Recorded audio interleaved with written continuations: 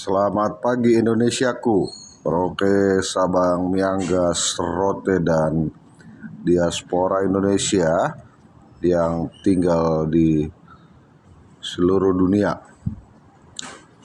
Setan kuning, siapa mereka?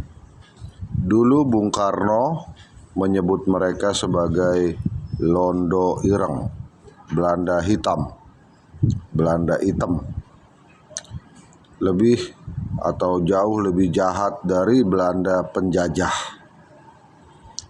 Jadi setelah Soeharto tumbang, reformasi 1998, kan pilar kekuatan 32 tahun rejim Orba ya atau Soeharto tidak tumbang.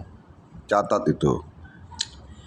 Kekuatannya adalah disebut ABG, ABRI garis miring militer, birokrat atau pejabat-pejabat pegawai negeri yang digaji rakyat, serta Golkar, ABG, bermetamorfosa menjadi setan kuning.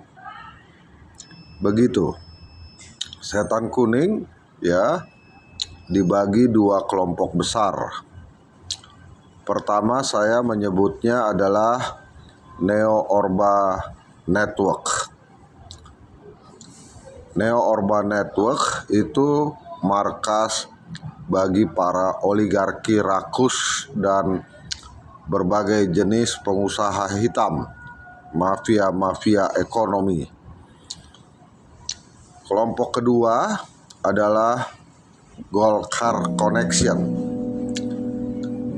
markas bagi para politikus busuk dan komplotannya.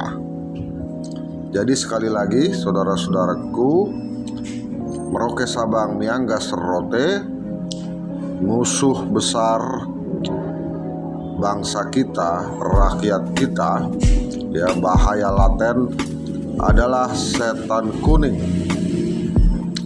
Mereka merampok duit rakyat atau negara tiap tahun ribuan triliun, bukan miliar. Itulah yang menyebabkan rakyat miskin semakin banyak, kaum kelas menengah semakin susah. 62% orang dewasa hanya lulusan SMP, dan banyak lagi indikator-indikator kesusahan rakyat di tengah super kaya raya negara kita akan sumber daya alam. Bahaya laten, awas bahaya laten setan kuning.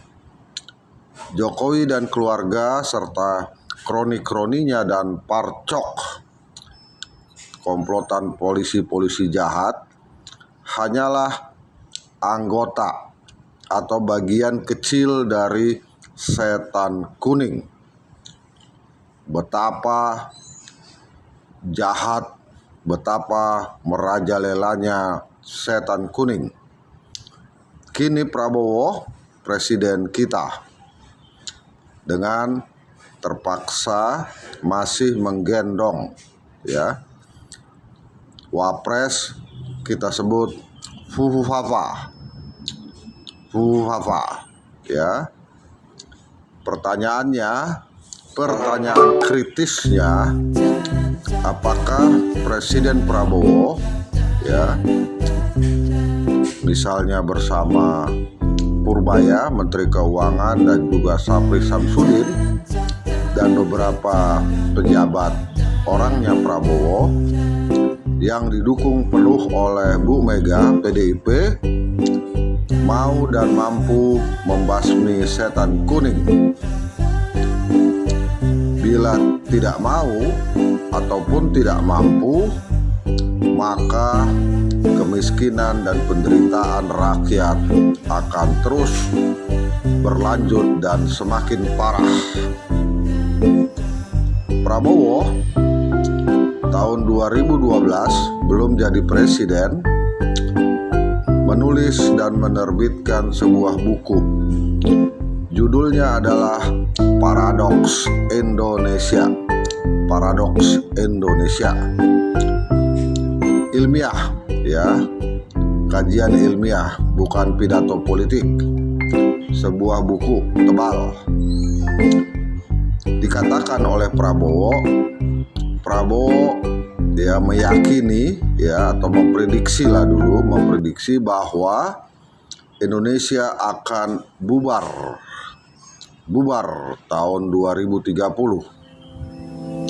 Dengan kata lain, sekarang Prabowo lah yang jadi presidennya.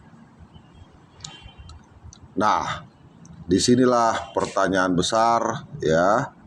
Jangan-jangan Indonesia bubar bahkan sebelum tahun 2030 di tangan Prabowo sendiri. Betapa ironis dan tragedi. Oleh karena itu, teman-teman, rakyat harus bangkit, memaksa Prabowo mau dan mampu membasmi setan kuning, di mana salah satu anggotanya adalah Jokowi. Korupsi ribuan triliun per tahun. Merdeka, bangkit. Rakyat bangkit berdaulat.